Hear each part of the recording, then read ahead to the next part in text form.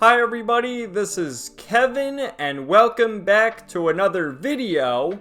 And today, I would like to finally share my thoughts on the popular turn-based gacha game, Honkai Star Rail, which released back in 2023 and like all good gacha games has received periodic updates, whether it adds more to the story, new characters, new events, and most recently the collaboration between Fate Stay Night, particularly the Unlimited Blade Works story, despite Rin Tosaka not even appearing in the story as far as I can tell, but making Archer and Saber playable characters. So as I said, the game originally released back in 2023, and I've been wanting to get into it over the past 2 years, but around that time, I was knee-deep in the Trail series, and it seems like most videos I make nowadays always revolves around the Trail series. Like, I couldn't play this game because the Trail series, the barrier was in my way, but you know what, that was a good thing, and I'll keep going back to the Trail series soon enough with Daybreak 1 and 2, and then Sky First Remake, and Beyond the Horizon, and everything else. But regardless, I finally decided to play Honkai Star Rail this past May in anticipation for the Fate Stay Night event, which, you know, was early July. This video is probably going to go up at the end of July, maybe early August. So the event is still ongoing, and Honkai Star Rail allows you to actually play through the events despite not reaching that part in the story, because I only put about 20 hours into Honkai Star Rail, still on Yarillo 6, which is like the snow world. I think it's technically the first world because you have the prologue, and then you're on the Herta space station, then you go to Yarillo 6. So I'm still on like the first area, and the thing of it is, putting 20 hours into the game, I just couldn't really get into it. I thought the prologue was really interesting and hooked me when you play as Kafka and Silverwolf, and they're definitely going to be characters that come back at some point and will probably be very important to the story, but as of right now, they're nowhere to be seen. And then you get to the Trailblazer, which, you know, you select male or female, so that's your avatar through the story, and I guess, you know, I chose the male character because I want to romance all the waifus, of course. But, you know, he's just not so interesting early on in the story. And then some of the other side characters like Dan Heng and Himiko, Herta, and March 7th, they're all kind of just average characters, with the exception of March 7th. Her story is kind of interesting, and I would like to, you know, see what happens with her, but obviously I dropped the game. And I don't know, I just feel like there's so much bloat in Honkai Star Rail, which is one of the reasons why I couldn't really get into it, because it seemed like as you progress through the story, you get a few interesting tidbits here and there, but then you pick up an artifact or one of the journal entries, and it's just like paragraphs and walls of text, and it's like, I can't read. As a Yu-Gi-Oh player, I struggle to read sometimes, and it's just, you know, again, going back to the Trail series, yes, I'm going to read all the books in the Trail series, of course, but with Honkai Star Rail, I don't care about their lore mumbo-jumbo, the Herta, the space station, this and that. I don't care. So I just didn't read any of that stuff. And, you know, I progressed somewhat far into Yarillo 6. I think my last checkpoint was right before facing off against Clara and Svarog, which was a cool dynamic because you have Clara, the little lolly girl, and her protector, the badass robot. So there's that. And there's also a funny, I guess, sort of gag character named Sanpo, and he was kind of interesting. But, like, the main cast, with the exception of March 7th, I just didn't really care. Although, I will give it credit where, like, when new characters show up, obviously it's a gacha game, so every month or so, every few weeks, they rotate in the characters you can roll for. Right now, Saber is the main character you can roll for, which I got, and that was the whole thing. I played the game for, like, 2 weeks in May, and then I stopped playing it, but continued to log in for a month and a half to do dailies until I accumulated close to 80 passes, and I rolled the gacha for Saber, which I luckily got her, and a bunch of 4 stars. So that's pretty good.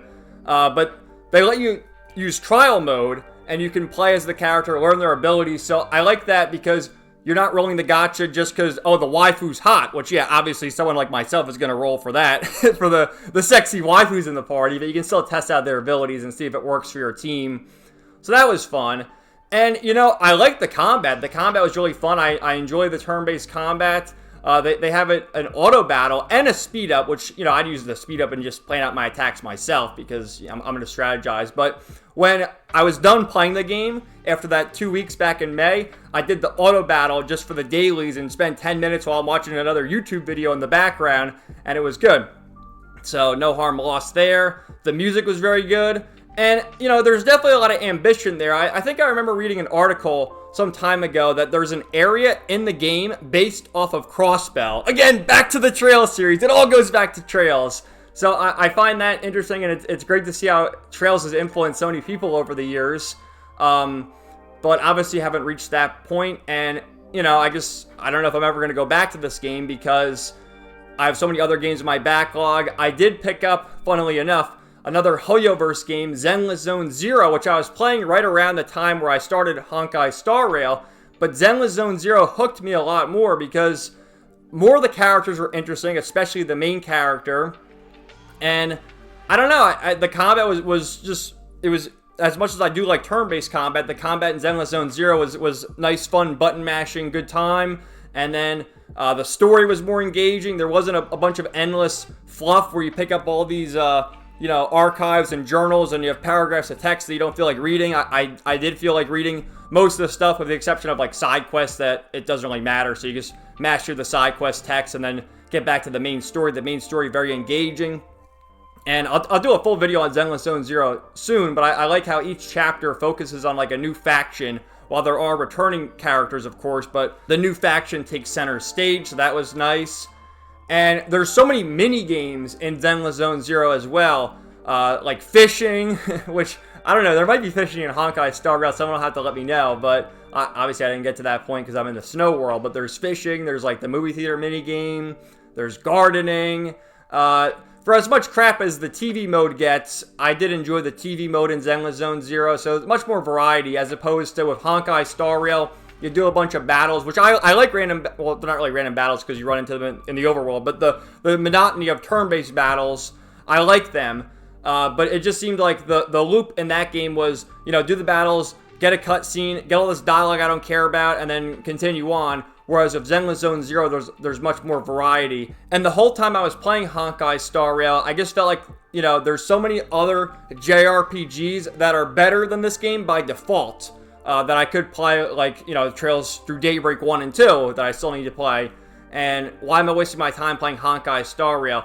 But you know what? I feel like at the end of the day, it still is a decent game, especially if it's someone's side game, or say you started playing it back in 2023, so you're all caught up in the main story, and you're just waiting for the next story update to drop so you can play through that. You do the dailies, you collect the waifus and roll the gacha. So it's good as someone's side game, but someone such as myself who is playing a main game, playing Zenless Zone Zero, playing Master Duel, playing Fate Grand Order, I just don't have the time for Honkai Star Rail.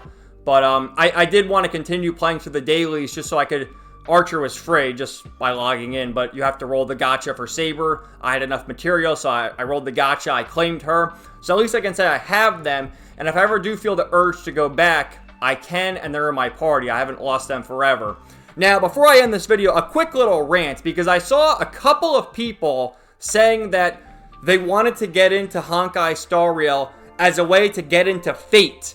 And all I'm thinking is, like, you know, that makes no sense at all, because, like, to really appreciate, and I didn't even play the Fate story in Honkai Star Rail, but to appreciate that, you have to know at least a little bit about Fate, especially the characters who are in the event, which, as I understand it, it's Saber, Archer, and then Cuckoo Lane is there as well, Lancer. Which his outfit is kind of a mixture of Lancer and Caster Co. from Fate Grand Order, so that's kind of funny. But it's like, if you want to get into the Fate series, you got to read the Fate Stay Night original visual novel. That's the definitive entry point, and then after that, you can knock yourself out, watch the anime series, play Fate Grand Order, the gacha game, watch the Fate Grand Order movies and Absolute Demonic Front Babylonia anime, watch Fate Apocrypha, play Fate Extra, which, man, that remake got delayed till next year, so what a shame. So, I don't know, just a little rant, because I felt like it was very strange that I did see people online saying that they were going to use Honkai Star Rail as a way to get into Fate, which is just baffling to me. You should get into Fate first, and then see if Honkai Star Rail is going to butcher the story of Fate, which you know, I really appreciate how Saber looked in Honkai Star Rail, a great alternative outfit for her. Archer was still the same, and as I mentioned, Cuckoo Lane is like a mashup between his outfit as Lancer and Caster Kill, which is kind of funny, but Artoria looked great, and it's Artoria, not Altria. Now, how many times they're going to say Altria? No, it's Artoria. Artoria is her real name. Get it right. So, but anyway, like I said, Honkai Star Rail is not a bad game, but it's just a game I couldn't really get into.